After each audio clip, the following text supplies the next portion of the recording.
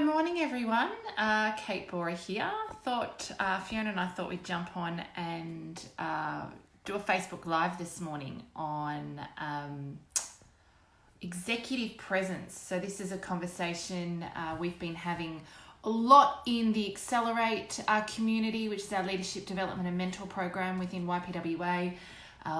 Some really good conversation and really interesting insights, I guess, for me, in terms of how do we take what we're learning, how we're growing, what we're knowing, and how do we actually, how do we bring them in and really make the stuff that we're doing practical. And one of the key insights I had while doing kind of the live coaching with that group was just the role that the environment or the context has on your executive presence and how you feel about yourself.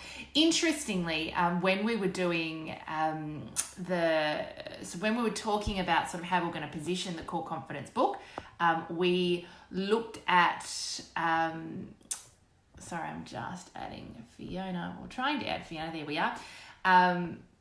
We looked at what language we would use, kind of pieced around the fact that confidence, you know, we don't want to show up in the workplace necessarily, and this is not everyone, because I think for some of us, we readily and comfortably talk about the fact that, you know, my confidence isn't where it needs to be.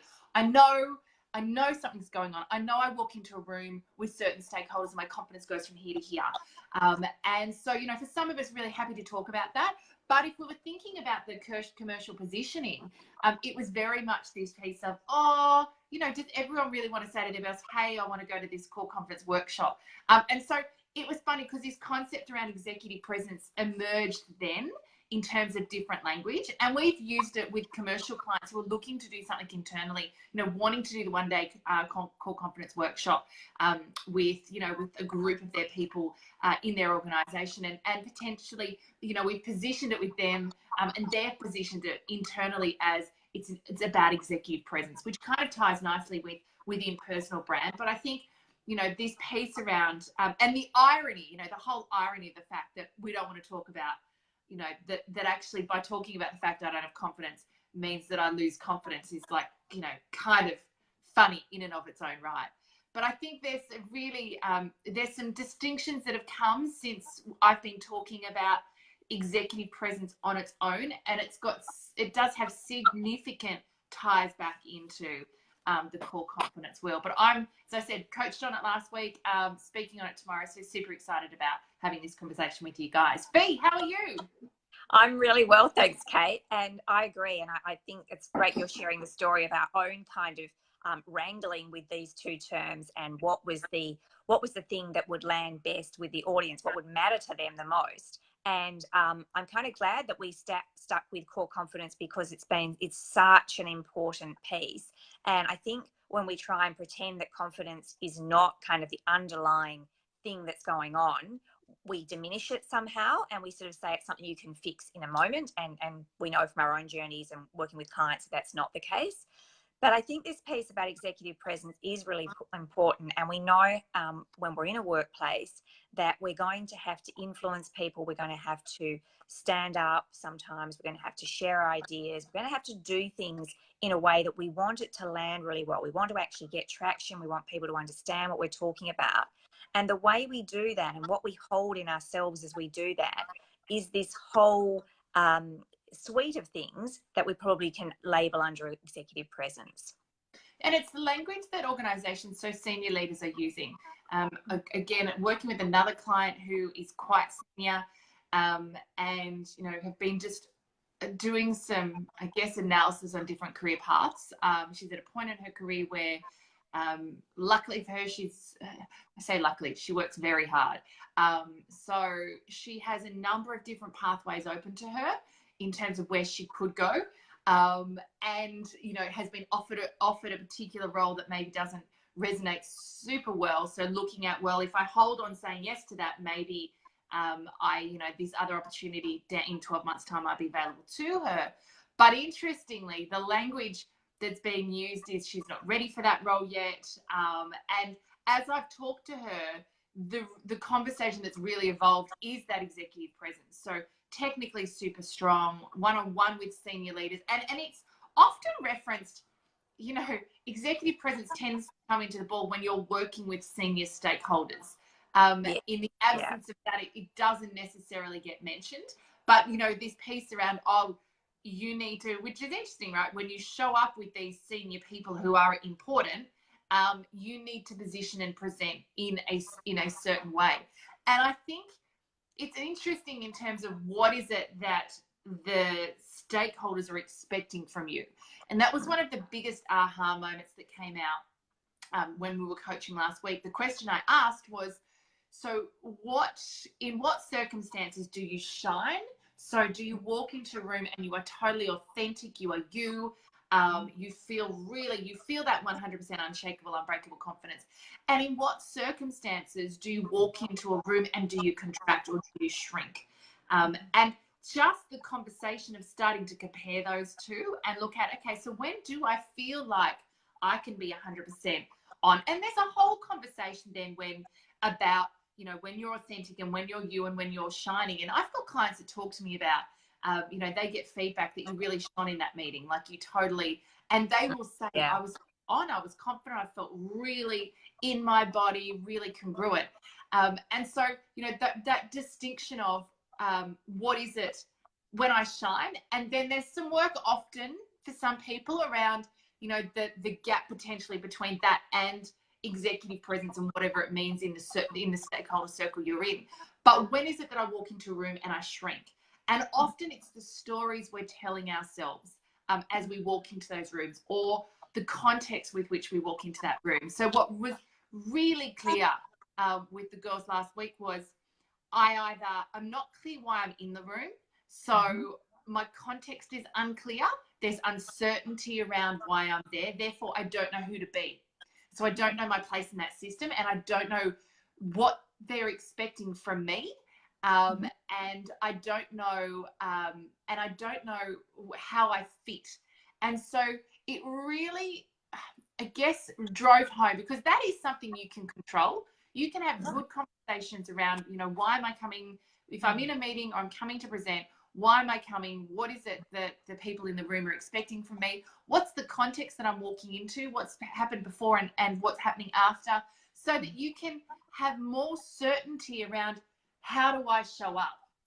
Because when you're with senior stakeholders, it's risky, right? And it doesn't feel as safe as it does when we walk into a room with our colleagues or team members. So, you know, there's a piece around the certainty we can get. And that's certainly something you can ask great questions around.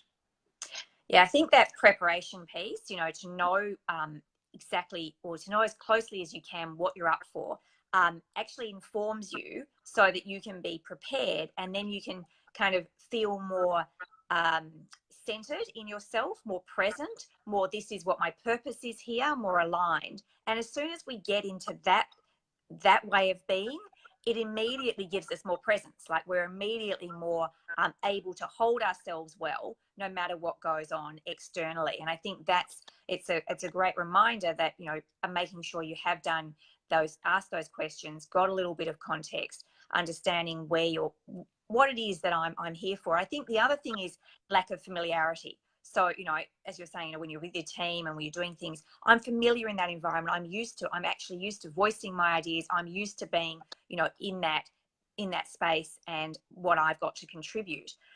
I think taking what you've got to contribute and going, I wouldn't be asked into. Senior stakeholders don't have time to waste, right? They're not going to spend time with you unless they think you've got something to contribute. So being able to take some of that, hey, here I am, I've been asked to do this. Clearly it is something that people are interested in. They want to hear from me. And taking a little bit of that with you so that, you know, I am here to do something worthwhile, and you really hold that. And it is staying in good connection with your core confidence, knowing that you have impact and you have a reason to be there with these people.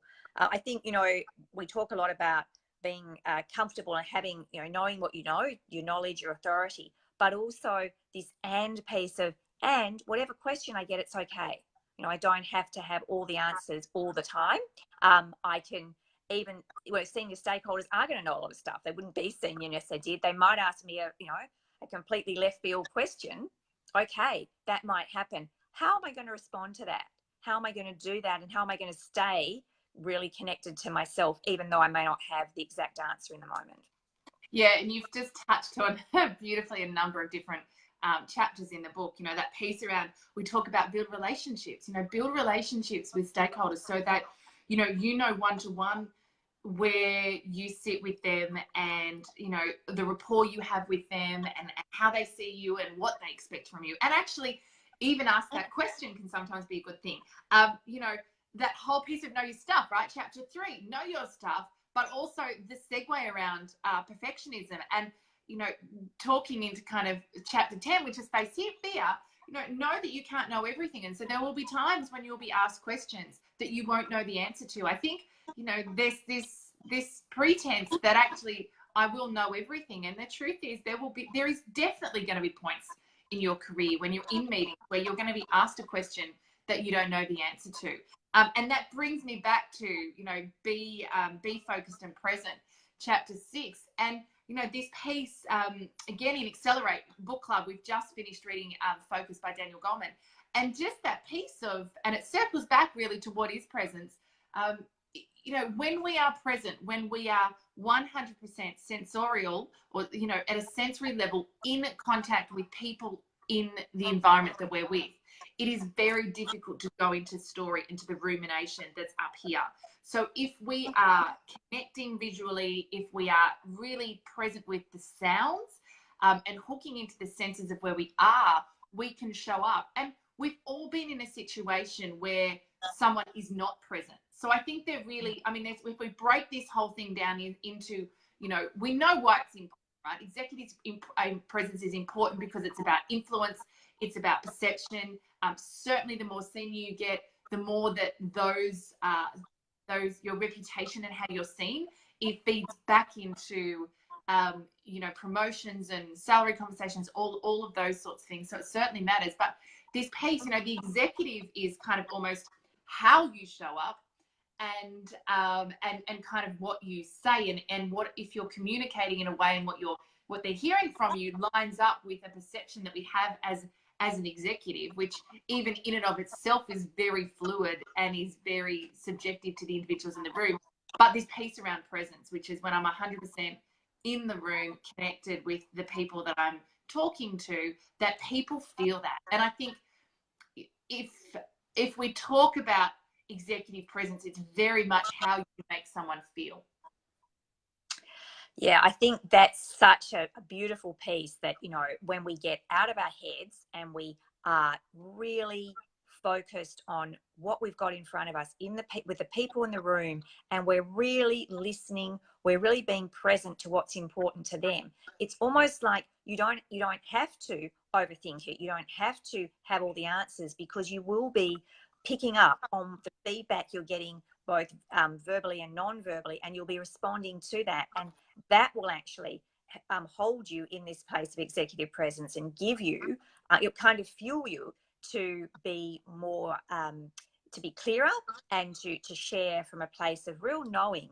And I really like that, to be reminded that it's actually about connection with the people in the room. It's not about all the other things that could happen and all the other things you could make up in your head. It's what's happening right here and right now. Yeah, and it's actually when I was reflecting as you were talking on, either my own experience or, the experience that I've seen happen with people when they come into the room and they're so in their stuff, they're so in their content, and they've just got this script they need to get out, that they're really not tuning into how people are responding to what they're saying and whether they actually need to slow down and clarify something. So I think there's a really big piece. If we think about the how-to, which is what the Core Confidence book's all about, this first step is just noticing when you shine, noticing when you shrink. And then it's around exploring the reasons, like what is it about scenario where I shine that is different to the scenario where I shrink? And often it's the story or it's the context. And then it's about finding, getting some certainty and deciding how you want to be received. I think that piece around, okay, and this is where this stuff all ties into personal brand, right? And we're not going to talk about that now, but, that piece of how is it that, what do I want to be known for? And how do I want people to feel about me? What do I want them to say about me? And you know, how do I want to sit within my stakeholder circle? And then two things very much around showing up. How do I show up? To my point earlier, very much around presence and mindfulness. This is this piece around leveraging the breath, around really being connected, tuning into your senses, paying attention to the people in the room, what they're saying, all of those sorts of things. And so the language we use here that's new and not in the book, but we reference this across many different chapters, is the being. How are you being? And then the second part is, what is it that you're doing? And that very much sits around the communication skills. You know, what questions are you asking? How are you connecting with the people in the room, which is observing their behavior, asking good questions, getting a good dialogue going back and forth. You know, there's a false belief that when you present, it is you talking, everyone else listening. And, you know, that may be true in some circumstances, but I think there's an important piece here where we actually explore on how do I connect and engage with my audience? How do I use great questions? How do I structure what I'm saying? How am I clear about why I'm there? The outcome I'm seeking to achieve. All of this stuff is around really powerful communication skills. And we talk about this stuff. People tend to take the communication stuff as a bit of a, oh yeah, I know how to do this. But every time I've been in a room and we've been teaching effective communication skills, people have had phenomenal aha moments. So I think for everyone, there's value in hooking back into some of these basic communication skills. Yeah, I couldn't agree more. I think that the piece that we forget with a lot of this stuff is that it's really easy to get it intellectually. Like, you know, when we go to a communications course, or we hear those things, or we read it in a book, we go, oh yeah, I must do that. I must do that. And it's all happening at a kind of head level or cognitive level, which is great. But what we find with this kind of thing is practice is what makes the difference. So it's actually doing it, giving yourself time, making sure that you have tested, you've tried a few things, you know, even, you know, asking someone in your team, saying, look, you know, I'm going to this, you know, really important senior stakeholder meeting. I've got to deliver some points that I know are important. Would a couple of you mind coming into a room, and I'm just going to have a go at it, and getting some feedback about your communication style, because there's nothing like actually being in the moment and doing it in the practice to take it from being a great idea to something I can actually do more or less effortlessly. Yeah, and you make a great point. Every day there is an opportunity to practice that core confidence. And, you know, I think there's an important message here, which is things won't always work out. You know, we'll go into a room, and again, talking with a client yesterday, went into an interview, got asked the question, why should we hire you? And she kind of just got all tongue-tied and blah. And, you know, it didn't go as well as she wanted. And really beautiful, because she could walk out of that and go, yep, cool. How could I do that differently next time? How could I show up differently? So, you know, we've always got the opportunity. The act of confidence comes before the feeling of confidence. So, you know, we have to get out there. That presupposes the fact that you're going to get out there. Some things are going to work, some things aren't. But what we know is your staircase, your way to core confidence. So, Fee, I think a great conversation around executive presence. Loads more we could talk about. But you know, really encourage everyone out there to look at opportunities. You know, notice that, where do I shine, where do I shrink, and really unpack some of the story maybe that's sitting behind those areas that you shrink, and look at how you can show up even just, you know, 5% differently in that next opportunity. And as we do that, we start to build on that and have a really different experience. And importantly, our stakeholders will have a different experience of ourselves. Absolutely. I think that's a wrap. That's a wrap. So guys, if you haven't got a copy of the book and you want to download a free chapter, head over to our website, coreconfidence.com.au. And of course, if you did want to buy a copy of the book, you can do that there as well. Take care. Enjoy the rest of your day. See you, Kate.